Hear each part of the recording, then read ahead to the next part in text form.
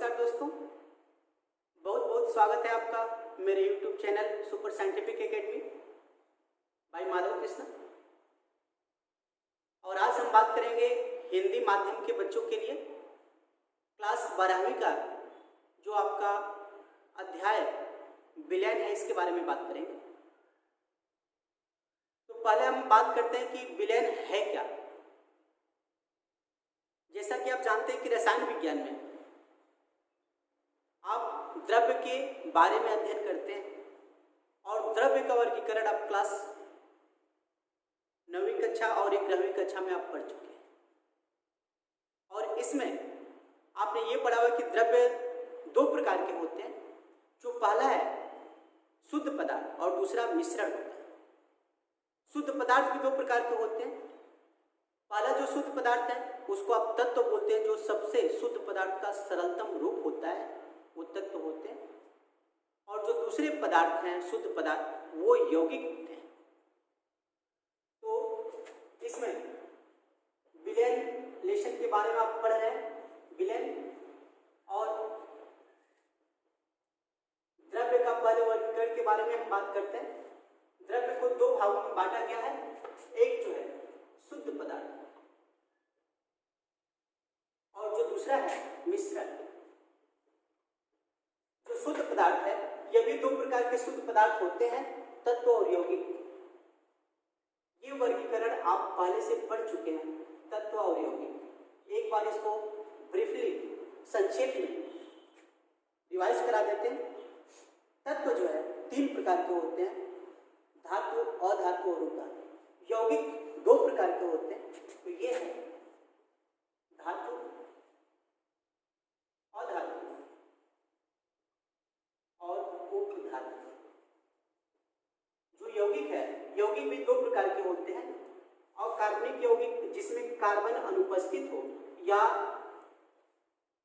सहसंयोजी बंध से जुड़े न हो, हाइड्रोकार्बन के फॉर्म में न हो, उनकी यौगिक आयनिक यौगिक जैसे होंगे। तो आयनिक अकार्बनिक यौगिक और दूसरा जो है कार्बनिक यौगिक, यानी कि ऐसे यौगिक जिसमें कार्बन उपस्थित हों।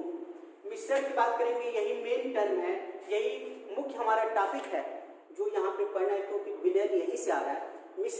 मिश्रण में अभी आप पढ़े हुए कि किसी भी दो या दो से अधिक पदार्थों को किसी भी अनुपात में मिला देंगे तो जो नया पदार्थ बनता है मिश्रण कहते हैं। किसी भी अनुपात में मिला देंगे, कोई रासायनिक अभिक्रिया यहाँ पे नहीं होता है, इसको आप कहते हैं मिश्रण। यौगिक में दो या दो से अधिक तत्व एक निश्चित अनुपात में मिलाते हैं, रासायनिक अभिक्रिया करके वो एक नया यौगिक बनाते हैं, नया पदार्थ बनाते हैं, जिनको आप यौगिक कहते हैं। तो मिश्रण एक जो है समांगी मिश्रण और जो दूसरा है विषमांगी मिश्रण। समांगी, सम का मतलब बराबर, अंग का मतलब भाग। ऐसा विलयन या ऐसा मिश्रण जिसमें सभी भाग एक जैसे, उसको आप कहेंगे समांगी मिश्रण। और यही विलयन कहलाता है। इसी को आप, जो वास्तविक विलयन होता है समांगी मिश्रण, इसी को आप विलयन बोलते हैं। दूसरा जो है विषमांगी मिश्रण। विषम मतलब अलग अलग भाग। एक ऐसा मिश्रण जिसमें अलग अलग भाग, यानी कि जो पदार्थों को आप मिला रहे हैं अगर वो पदार्थ बहुत अच्छा से मिल जाएगा, सभी भाग एक जैसे होंगे, उसको आप कहेंगे समांगी मिश्रण और वही विलयन होता है। लेकिन जब जैसे आपने बालू और मिट्टी को मिला दिया, एक समान रूप से नहीं मिल पाएंगे, अलग अलग भाग मिलेंगे उनके, क्योंकि वो एक समान रूप से मिले नहीं हैं, सभी भाग एक दूसरे में अच्छे से मिले नहीं हैं, अलग अलग भाग आ रहे हैं, इसको आप कहेंगे विषमांगी मिश्रण। तो ये जो समांगी मिश्रण है यही विलयन है, इसी के बारे में हमको बात करना है। जैसे बहुत सारे एग्जाम्पल दैनिक जीवन में समांगी मिश्रण के बताए गए हैं, जो कि आप इस विलयन का वर्गीकरण जब पढ़ेंगे तो उसमें सभी तरह के एग्जाम्पल वहाँ पे आपको समझाए जाएंगे। सभी उदाहरण के बारे में हम डिटेल में बात करेंगे। यहाँ पे सबसे सामान्य हम उदाहरण ले रहे हैं जो दैनिक जीवन में हमेशा हम देखते हैं। अगर पानी में आपने नमक मिला दिया, जब भी पानी में आप नमक मिलाए उसको अच्छा से हिला दिए, पूरा जब नमक उसमें घुल गया तब पानी और नमक के कणों में आप अंतर स्पष्ट नहीं कर पाते हैं, क्योंकि दोनों एक दूसरे में बहुत अच्छा से मिल जाते हैं। उसको आप कहते हैं समांगी मिश्रण, वही विलयन होता है। लेकिन जब आपने विलयन बनाया उस विलेन में जो रस आपने बनाया हुआ है, अगर आपने पानी में चीनी मिला दी, चीनी भी अच्छा से घुल गया, समांगी मिश्रण हो गया, क्योंकि जब चीनी अच्छा से घुल जाएगा तो जो रस बन गया उसमें चीनी और पानी के कणों में अंतर नहीं है, एक समान रूप से मिल गए हैं, इसलिए वो हो गया समांगी मिश्रण या उसी को विलेन कहते हैं। लेकिन जब आप ये विलेन बनाए हैं, रस बनाए हैं, उसमें अभी भी चीनी का स्वाद आ रहा है और जो जल है उसकी भौतिक अवस्था उपस्थित है, अर्थात इसमें कोई रासायनिक अभिक्रिया नहीं हुआ है, क्योंकि रासायनिक अभिक्रिया अगर होता है तो निश्चित रूप से स्वाद बदल जाता है या कुछ गैसें बाहर होती या उनके गुणों में बहुत ज़्यादा परिवर्तन आता। यहाँ पे ऐसा कुछ नहीं देखा गया, इसलिए समांगी मिश्रण को ही विलेन कहते हैं। तो परिभाषा क्या बना समांगी मिश्रण या विलेन का? दो या दो से अधिक पदार्थों के समांगी मिश्रण को विलेन कहते हैं जो आपस में रासायनिक अभिक्रिया नहीं करते। ये विलेन का परिभाषा हो गया। तो अब इस तरह की हम बात करते हैं।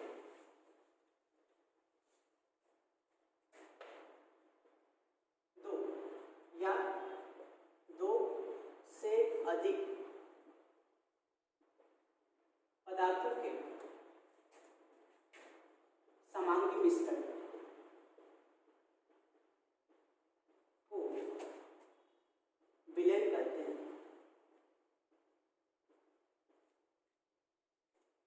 इनमें घटक कणों के मध्य रासायनिक अभिक्रिया नहीं होती। रासायनिक अभिक्रिया नहीं होती है।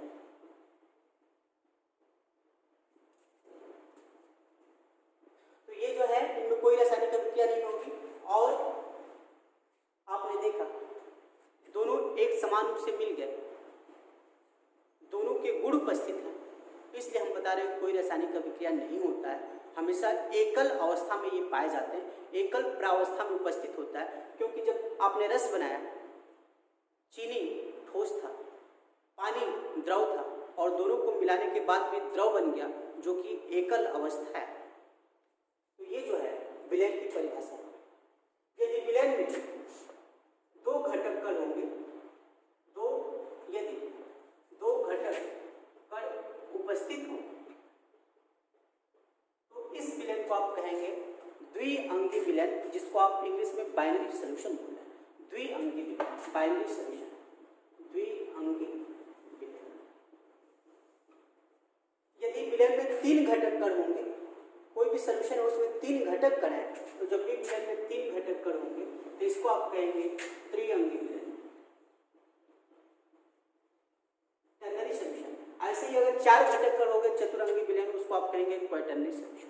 ये घटक कणों के आधार पर द्विअंगी, त्रिअंगी और चतुरंगी इस तरह के विलेन में बांटा गया। मेन रूप से जब हम बात करेंगे तो विलेन, जिसको आप सॉल्यूट बोलते हैं, और विलायक, जिसको आप सॉल्वेंट बोलते हैं, ये दोनों मिल करके पूरा विलेन यानी कि सॉल्यूशन बनाते हैं। यही दोनों मिल करके पूरा विलेन यानी कि सॉल्यूशन बनाते हैं। यानी कि विलेन में विलेय और विलायक दो भाग होता है जो मिल करके विलेन का निर्माण करता है। तो अब हम बात करते हैं विलेय और विलायक क्या है। देखिए, विलेय छोटा टर्म है और विलायक सॉल्वेंट, इंग्लिश में भी देखेंगे तो वही बात है, सॉल्वेंट बड़ा टर्म है। यानी कि सामान्य रूप से परिभाषा क्या बना, ऐसा पदार्थ जो विलेन में अधिक मात्रा में उपस्थित होगा उसको आप कहेंगे विलायक, और ऐसे पदार्थ जो विलेन में कम मात्रा में उपस्थित है उसको कहेंगे विलेय। तो विलेय का मतलब छोटा है, देखिए सॉल्यूट यानी कि कम मात्रा में उपस्थित है, कम मात्रा, और विलायक बड़ा है यानी कि अधिक मात्रा में उपस्थित जो होगा। तो विलेन में जो भी अधिक मात्रा में एक्सेस में होगा उसको आप कहेंगे विलायक। लेकिन जैसे आपने एल्कोहल को जल में मिला दिया, यदि एल्कोहल अधिक है एल्कोहल है विलायक, और यदि जल अधिक है तो जल है विलायक। लेकिन कभी कभी मात्रा के आधार पर न बता करके इसको आप भौतिक अवस्था के आधार पर भी बताते हैं, क्योंकि विलेन की भौतिक अवस्था हमेशा विलायक की भौतिक अवस्था के समान होता है। जो विलायक विलायक का भौतिक अवस्था होगा वही विलयन का भी भौतिक अवस्था होगी। तो इसको हम ये लिख सकते हैं कि विलयन की ये एक पॉइंट हो गया, भौतिक अवस्था फिजिकल स्टेट सदैव विलायक जैसे होती है, विलायक जैसे होती है। इस तरीके से इसको हम बता सकते हैं। तो यानी कि भौतिक अवस्था के आधार पर भी बताया जा सकता है। जैसे कोई भी एक सिरप आपने लिया और इस सिरप में 60% चीनी है और 40% जल है। देखिए ये अधिक है, मात्रा के आधार पर इसको आप कहते हैं कि ये विलायक है। लेकिन यहाँ पर ऐसा नहीं है, क्योंकि कुछ जगह पे मोस्टली तो यही आप यूज करते हैं कि जो अधिक मात्रा में विलायक और कम मात्रा में विलय। लेकिन कुछ जगह पे ऐसा भी टर्म आप यूज करते हैं यहाँ पे जल कम है लेकिन फिर भी सिरप क्या होता है, द्रव अवस्था में होता है, फ्लूइडिटी की प्रॉपर्टी उसमें होती है, बहने का गुण होता है, इसलिए ये जो जल है ये हो गया विलायक। तो कुछ ऐसे भी केस आपको देखने को मिलते हैं। तो इस तरीके से आप विलेय और विलायक को परिभाषित करते हैं। ये तो बहुत छोटे क्लास में भी पढ़े हुए हैं, इसलिए परिभाषा इसका ये याद नहीं करना है, नहीं उसको लिखना है। पहले से आप जान रहे हैं कि जो भी पदार्थ अधिक मात्रा में उसको आप विलायक करते हैं, जो कम मात्रा में विलेय है। कुछ जगह पे ऐसे भी आप बताते हैं भौतिक अवस्था के आधार पर, भौतिक प्रावस्था के आधार पर। तो जो पदार्थ इसमें देखिए ये जल है जो द्रव में है, पूरा जो सिरप बना ये सिरप भी द्रव में था, इसलिए ये विलायक हो गया क्योंकि इसकी भौतिक अवस्था जल के समान थी। ठीक है, अब हम नेक्स्ट टॉपिक की बात करते हैं। इसमें कुछ और भी टर्म इसमें प्रयोग किए जाते हैं जिनकी हम बात करते हैं, विलयन से संबंधित जो टर्म है। जैसे तनु विलयन, तनु मीन्स छोटा होता है, ऐसा विलयन जिसमें विलेय पदार्थ कम मात्रा में हो उसको आप कहेंगे तनु विलयन। यानी कि ये आपेक्षिक मान है, दूसरे से तुलना करके आप बताते हैं। जब विलायक की तुलना में विलेय की मात्रा बहुत कम हो तो उसको आप कहेंगे तनु। सांद्र विलयन एक ऐसा विलयन जिसमें विलेय की मात्रा विलायक की तुलना में जो तनु में था उससे अधिक हो। तो जब भी आप ये कह सकते हैं कि जब भी विलेय की मात्रा बहुत कम मात्रा में हो तो उसको तनु विलयन कहेंगे, विलेय की मात्रा अधिक होगा तो उसको आप कहेंगे सांद्र। तो ये दो छोटे टर्म हैं जो बहुत पहले से ही प्रयोग किए जाते हैं या आप खुद प्रयोग करते हैं, तनु और सांद्र विलयन। तनु का मतलब कम मात्रा में विलेय हो, सांद्र का मतलब अधिक मात्रा में विलेय हो। यह अपेक्षिक एक मान होता है, तुलना करके आप बताते हैं। तो इसमें अब जो नेक्स्ट टॉपिक प्रयोग किया जाता है वो है संतृप्त विलयन, सैचुरेटेड सॉल्यूशन। संतृप्त विलयन, सैचुरेटेड सॉल्यूशन। देखिए संतृप्त या तृप्त होने का मतलब मैक्सिमम होता है। जैसा कि आपको बताया गया कि जब भी आप भोजन कर रहे हैं और भर पेट आपने खा लिया, आप उससे अधिक नहीं ले सकते, यानी कि आप तृप्त हो गया, संतृप्त हो गया, यानी कि अधिकतम मात्रा। ऐसे ही अगर पानी पी रहे अधिकतम आपने पी लिया तो ये संतृप्त हो गया। आप मिठाई खा रहे हैं, जितना मैक्सिमम खा सकते उतना आपने खा लिया, उससे अधिक अब नहीं खा सकते तो उसको आप कहेंगे आप तृप्त हो गए, संतृप्त हो गए, सैचुरेटेड सॉल्यूशन हो गए। ऐसे ही जब इसकी हम बात करेंगे, यानी कि एक कोई भी निश्चित मात्रा हम ले रहे हैं, किसी भी विलायक की निश्चित मात्रा ये प्रयोग करें। ये विलायक है, जैसे जल हो गया, ये है जल विलायक, ठीक। और इसमें आप शुगर मिला रहे हैं या नमक, या तो चीनी आप मिला रहे हैं या नमक मिला रहे हैं। एक स्थिर ताप पर है, स्थिर ताप।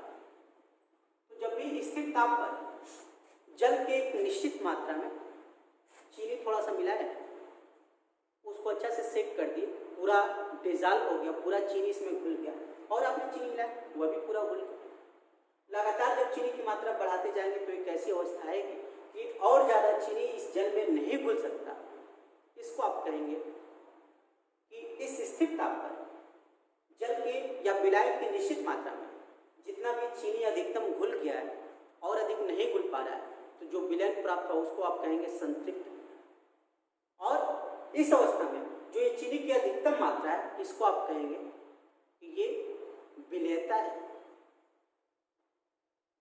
क्या इसका परिभाषा बना, स्थिर ताप पर विलायक की एक निश्चित मात्रा में घुले हुए विलेय की अधिकतम मात्रा को ही विलेयता कहते हैं और इस प्रकार प्राप्त विलयन को संतृप्त विलयन कहा जाता है। तो इसकी परिभाषा हम लिख देते हैं, स्थिर ताप पर विलायक के निश्चित मात्रा, इसी निश्चित मात्रा को 100 ग्राम हमेशा हम ले रहे हैं, तो विलायक के 100 ग्राम में विलेय की अधिकतम मात्रा भली हो, इस विलयन को संतृप्त विलयन कहा जाता है। इस विलयन को संतृप्त विलयन कहा जाता है। इस विलयन को संतृप्त विलयन कहा जाता है और विलेय की अधिकतम मात्रा को, विलेय की अधिकतम मात्रा को विलेयता, जिसको इंग्लिश में आप सॉल्युबिलिटी बोलते हैं, सॉल्युबिलिटी कहते हैं, ये होगा। इसमें एक और भी टर्म आता है अति संतृप्त विलयन, मतलब अति संतृप्त, अति हो गया। संतृप्त का मतलब कि मैक्सिमम मात्रा में घुला हुआ। आप अगर मिठाई खा रहे थे, कोई भी मिठाई आपने भरपेट खा लिया, उससे अधिक कम नहीं खा सकते, तो ये हो गया संतृप्त। लेकिन हो सकता है कि जो आपकी फेवरेट मिठाई वो बाद में आए, पूरा पेट भरने के बाद, तब क्या करेंगे? कभी कभी कुछ केसेस में, हमेशा तो ऐसा नहीं हो सकता, और भी आप अधिक मात्रा में ले लेते हैं, तो ये आपका हो गया अति संतृप्त अवस्था, अति संतृप्त विलयन। लेकिन क्या और अधिक ले लेंगे तो आप अस्थायी रहेंगे? बिल्कुल नहीं। वो जब भी थोड़ा सा भी अगर अनबैलेंस्ड हो गया, कुछ भी थोड़ा सा भी प्रॉब्लम हुई आपको, तुरंत वो बाहर निकाल देंगे, किसी भी माध्यम से निकाल सकते हैं। तो इस तरीके का विलयन जो है उसको आप कहेंगे अति संतृप्त विलयन। यानी कि जब संतृप्त विलयन से भी अधिक विलेय की मात्रा घुली होगी तो उसको कहेंगे अति संतृप्त विलयन। लेकिन यह अस्थायी अवस्था होता है, यह अस्थायी नहीं है, यह एक अस्थायी अवस्था है और इसलिए कुछ पदार्थ इस तरह का विलयन बनाते हैं, अति संतृप्त विलयन। जानते हैं कि विलेय और विलायक मिलकर के विलयन बनाते हैं, तो विलेय का भी 3 भौतिक अवस्था हो सकता है, ठोस, द्रव, गैस, और विलायक की भी 3 भौतिक अवस्थाएं हो सकती हैं, ठोस, द्रव, गैस। यानी कि विलेय भी और विलायक, विलेय भी ठोस में हो सकता है, द्रव में हो सकता है और गैस में हो सकता है, और विलायक भी ठोस में हो सकता है, द्रव में हो सकता है और गैस। क्योंकि यही 3 भौतिक अवस्थाएं हमारे चारों तरफ उपस्थित हैं, जो हम लोग देख रहे हैं, जिसका आभास हम लोग कर रहे हैं। तो जब इस ठोस को ठोस में मिला सकते हैं, द्रव मिला सकते हैं, गैस में मिला सकते हैं, यानी कि इन विलायक में इस ठोस को बारी बारी से मिलाएंगे, 3 सोल्यूशन आपका बन गया, 3 विलयन बन गया। ऐसे ही यदि द्रव को आप ठोस में मिलाएंगे, द्रव को द्रव में और द्रव को ये देखिए द्रव को गैस में, तो ये टोटल 6 प्रकार के विलयन बन गए। ऐसे ही गैस को भी इन तीनों में बारी बारी से मिला दें, गैस को भी आप ठोस में मिला रहे हैं, द्रव में मिला रहे हैं, गैस में मिला रहे हैं, तो इस तरीके से टोटल जो है कुल 9 प्रकार के विलयन बन जाते हैं। यानी कि आपको करना क्या है, विलायक ठोस है और इन तीनों को बारी बारी से मिला दिया, विलायक द्रव है, इन तीनों को बारी बारी से मिला दिया, विलायक गैस है, इन तीनों को बारी बारी से मिला दिया, कुल 9 प्रकार के विलयन बन जाएंगे। तो इसी पे हम बात कर रहे हैं। यहाँ पे देखिए विलेय, जो दूसरा कॉलम है इसमें हमने विलायक लिखा हुआ, तीसरा विलयन और चौथा इसका उदाहरण, एग्जाम्पल्स। विलेय ठोस हो सकता है, विलायक भी ठोस हो सकता है। जब ठोस में ठोस का विलयन, इसको ऐसे आप पढ़ेंगे, ठोस में ठोस, क्योंकि जिसमें आप मिलाते हैं ठोस में ठोस, यानी कि जिसमें मिलाया गया वो विलायक है ज़्यादा मात्रा में, यही विलायक है, इसमें हम मिला रहे हैं। तो जब भी ठोस में ठोस को मिलाएंगे तो जो विलयन बनेगा वह भी ठोस होगा। जैसे मिश्र धातु में बहुत सारी, दैनिक जीवन में बहुत ज़्यादा इस समय हम लोग मिश्र धातुओं का प्रयोग करते हैं और वो सभी ठोस विलयन है। जैसे मिश्र धातु हो गई ये, तो इसका उदाहरण है मिश्र धातु। जैसे पीतल, कांसा, बहुत सारी स्टील, बहुत सारी मिश्र धातुओं का हम लोग प्रयोग करते हैं, वो सभी ठोस का ठोस में विलयन है।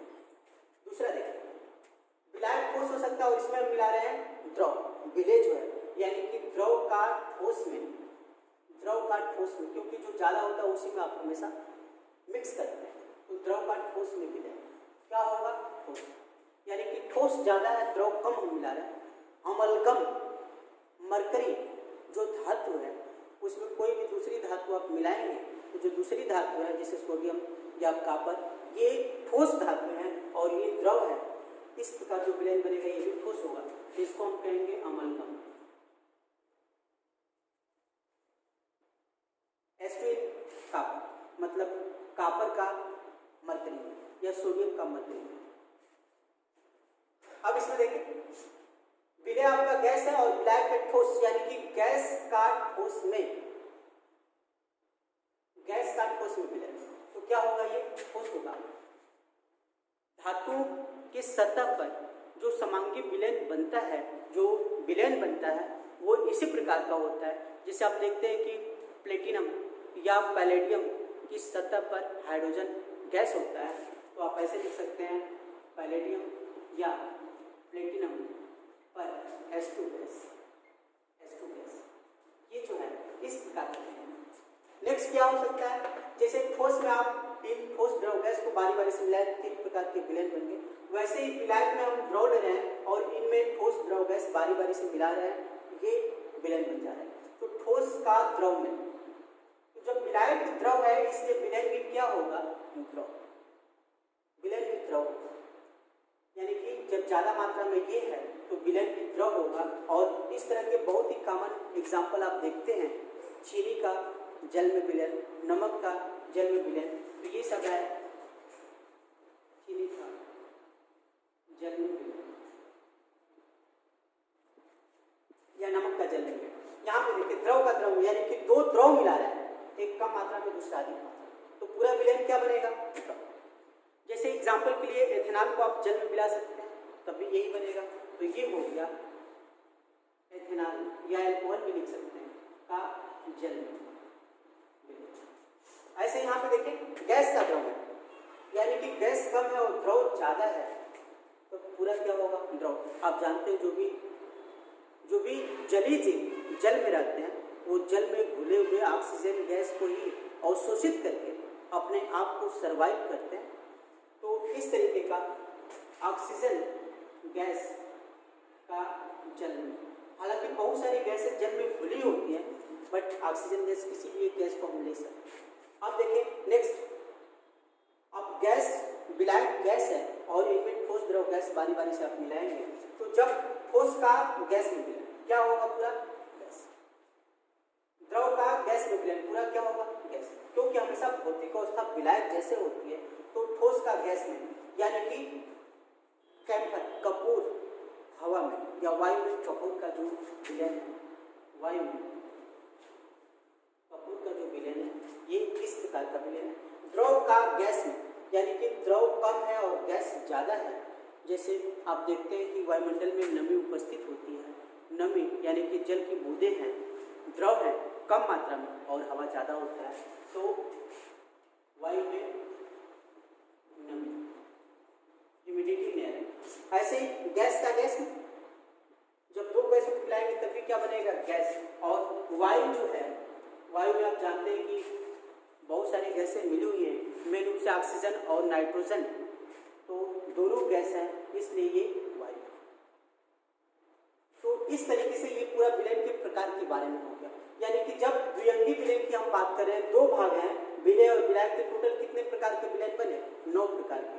तो हम ये बोल सकते हैं कि जब भी द्विअंगी विलयन है, कुल विलयन कितने प्रकार के बने? 9 प्रकार के विलयन प्राप्त हुए। ऐसे जब त्रिअंगी विलयन होगा तब इसको हम क्या बोल सकते हैं? कितने प्रकार के विलयन प्राप्त होंगे?